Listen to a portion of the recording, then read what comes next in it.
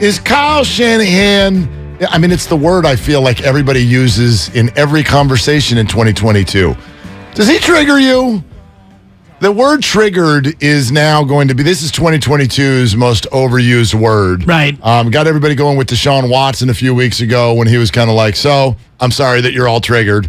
And then we were triggered by him using the word triggered. And so now here we are with Kyle Shanahan, who's like, okay, so you guys all know how to call plays better than me? And he's like, my last name's Shanahan. Like I was calling plays when I was 5, okay? Oh, hey, Kyle, what do you want to do for your birthday party? You're turning 6. I want to sit around and design plays. I want to run a zone read here. I'm going to fake the cake inside and pitch it to the wing. Perfect. Come on. So, but I get it. I do understand this. We, as an organization, he's so arrogant, believe that we know more than you do. Right. It's worth consideration. Okay, right? So I get it. No one wants to hear we know what we're doing, and you don't.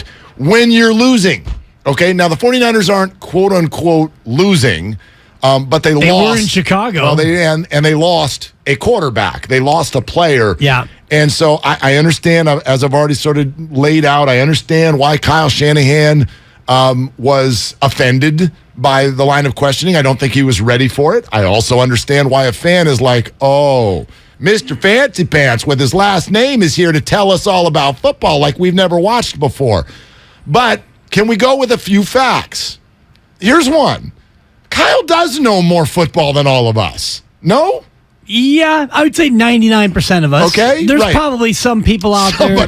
There's some listeners out there who maybe know more football than Kyle does. Really?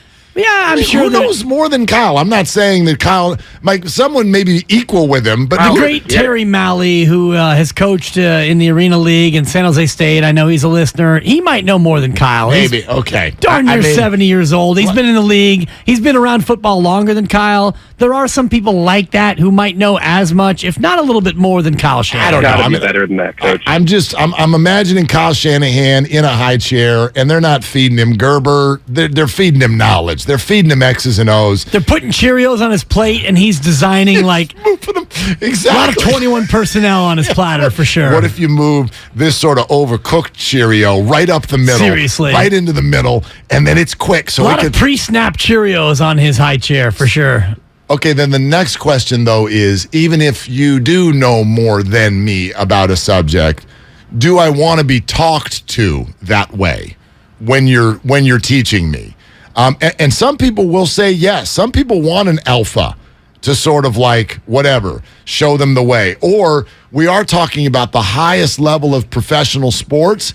And I'll just speak from my mind. I don't mind. If like Bill Belichick for years has flicked questions away. You're an idiot. We're playing Cincinnati next week. We're on to Cincinnati. Right? Nick Saban, all day long, and these become the highest paid coaches in the game. But you're talking about two of the most successful guys in the business. Absolutely. So that is where... So that's the line I'm asking for. Yes. Like, if you win, Yes. are you okay with being flicked when you ask a question? I'm better with it. I'm still not okay with it. I think Bill Belichick, and, you look at this year with the way the Patriots are, it rubs a little bit the wrong way. But when you're winning bowl after bowl and you found a lightly drafted quarterback and made him a superstar, and even though you don't have any real talent on your team, quote unquote, and yet you still win, yeah, you go ahead and you can flick away whatever you want. But Kyle Shanahan is not at that level yet. All right, let's rock. It's Willard and Dibs. We are so glad that you are here. 888-957-9570 is the number. Comcast Business text line. Get your interaction going there. Hello, Twitch and YouTube. Good morning. Dibs and I are both on the YouTube chat right now, firing away with people. We want to hear from you. And again, 888-957-9570. I would love to hear from people as to what, sort of how that grabs you when Kyle speaks this way. And we'll play some sound here in just a second. I also want to mention here right off the top, if you're a Kevin Hart fan, you're going to want to listen to the show today. 10:30, two chances, not one, two chances. It's hole in one or two. Kevin Hart tickets, your chance to win your way in to see that man do his thing. Like, for instance, Dibs. Oh. Take a listen. Kyle, I have a sense you'd like another quarterback running question. Actually, the more the better, so I can help educate.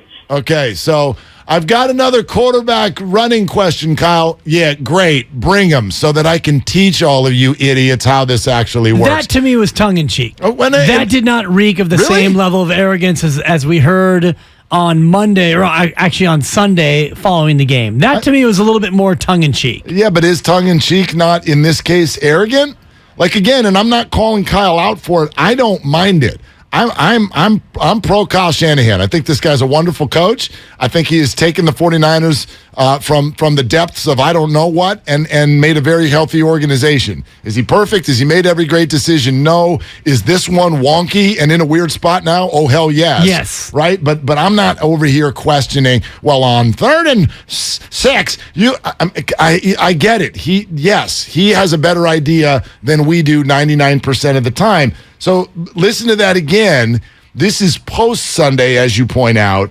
And this is yesterday, right? The conference call yesterday when now this has become a national debate over whether or not Kyle knows how to run a quarterback and whether or not he put Trey Lance in harm's way. Kyle, I have a sense you'd like another quarterback running question. Actually, the more the better, so I can help educate.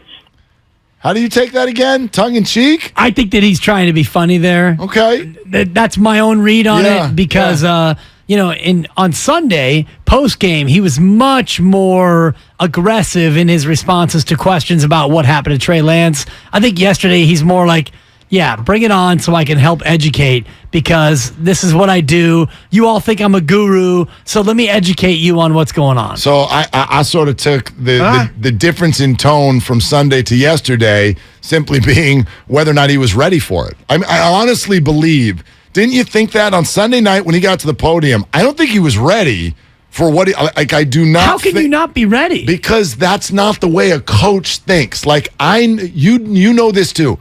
We know tons of people who are in the game, and they think this conversation's laughable. They think that this conversation is for wimps. Like, you got hurt playing football. Right. It happens on every play. You can't protect people in the game of football. I know people, in fact, now this is for me, this is a rumor, but there was the story out there that when the doctors and everybody got to Trey, one of the first things he said was, did I make the wrong read? Which says to me, Trey, in that moment, was blaming himself.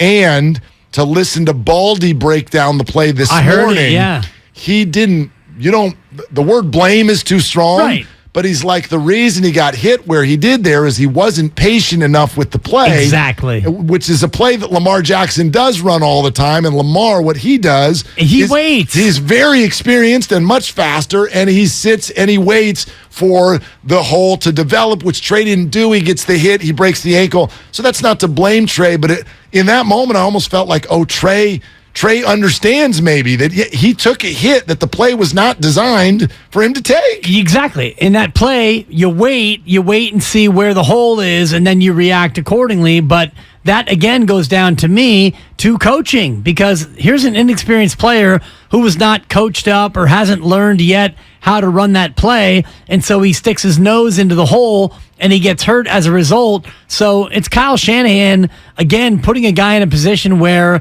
maybe he can't totally be successful. So, getting back to the point about arrogance and is Kyle smug, to me, it goes back to the same issue, which is you drafted a guy, you put him in a position to maybe he wasn't ready to be in that position. You had a backup quarterback who you kept because you couldn't find anywhere else for him to go. He told you, see ya, back in February, and then now he's back on the team in August, and yet here you have Trey Lance, and you don't trust him to do anything other than run, and when he goes to run, he's not running the play the right way because he's not experienced enough. Well, and again, so it does feel like every conversation we've had sort of leads to the same question, and it's the one I have now. And my question is not, did you do Trey wrong by running him? The question sort of becomes, did you do the whole team wrong by starting him?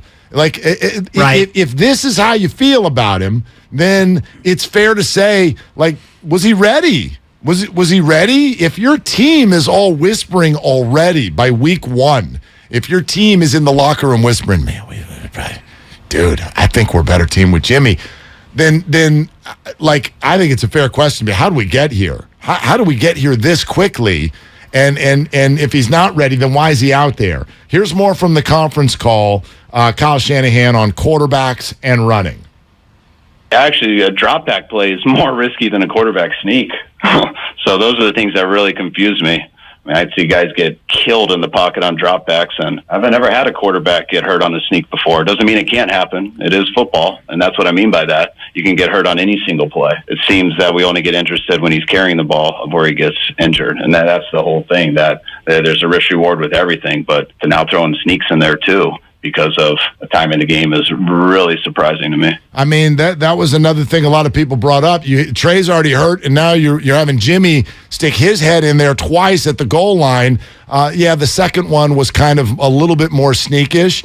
And as he sits there and says that, I don't know that I can remember anyone ever getting hurt on a quarterback sneak. He's right in that sense. I agree with him in terms of a sneak. I mean, you've seen quarterbacks get bent back. I don't know if you've ever seen a quarterback get hurt in the way that Trey Lance got hurt on a sneak, but one thing about the offense, and we could talk about this as we get closer to Denver, the offense will now change because you're not going to run the same zone read that Trey Lance has run. If Jimmy Garoppolo is going to run it, it's going to be quarterback sneaking. George Kittle actually said it after the game. Jimmy Garoppolo is the best quarterback sneaker maybe ever, and the stats would meet that out, that Jimmy Garoppolo is really good. He doesn't miss. At the sneak. Jimmy Garoppolo is more vulnerable on the edge, and we've seen that when he tore his ACL on the outside. So in terms of Jimmy Garoppolo, quote, running the ball, I don't even know if the quarterback sneak play is what you would call a quarterback run. It's basically take the snap, lean forward, and wait for the cavalry